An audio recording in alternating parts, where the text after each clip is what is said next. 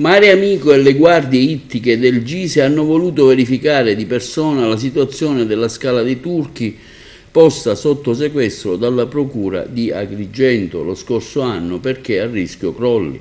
Le immagini parlano chiaro, decine e decine di persone invadono giornalmente la Marna Bianca, scavalcando le transenne e violando i sigilli senza che nessuno dica nulla. Fino allo scorso anno la Capitaneria e i Carabinieri cercavano di fermare e spesso sanzionavano i trasgressori.